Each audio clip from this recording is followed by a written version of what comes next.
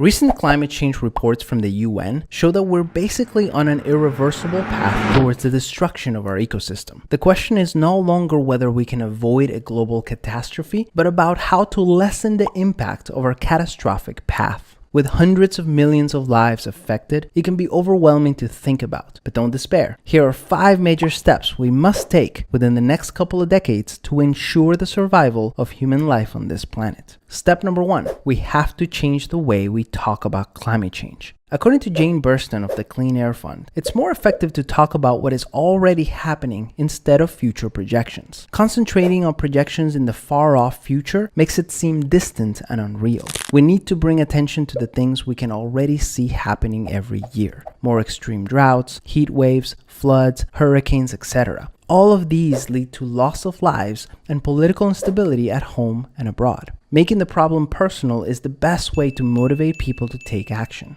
Step number 2, we have to hold the guilty accountable. 71% of global emissions come from just 100 companies and state-owned industries. 25 of those companies account for more than 50% of global emissions. The majority of these companies are in the fossil fuel industry. It's going to take persistent pressure on our governments to create policy making it unprofitable to dump carbon emissions into the atmosphere. A good place to start is putting a price on carbon emissions via carbon taxes or cap-and-trade systems. This makes the economic cost of climate change more tangible. 40 countries around the world already price carbon emissions in some form or another. Step number 3, we have to subsidize clean energy. The cost of subsidizing clean energy development is a bargain compared to the economic cost of extreme weather events like hurricanes and wildfires. In 2017, the economic damage totaled more than $300 billion in the US. Hurricane Harvey alone cost $125 billion worth of damage in Houston, Texas. And these extreme weather events are only going to get worse with climate change. Prices for solar and wind energy continue to decline dramatically every year, so increasing clean energy subsidies and eliminating subsidies for the biggest polluters will have a major impact on our ability to lessen the effects of climate change. Step number 4, we have to lobby for action. Changing our consumer habits has a positive impact, but it's simply not enough. Laws and policies have a far greater impact on our collective behavior than anything we can do individually.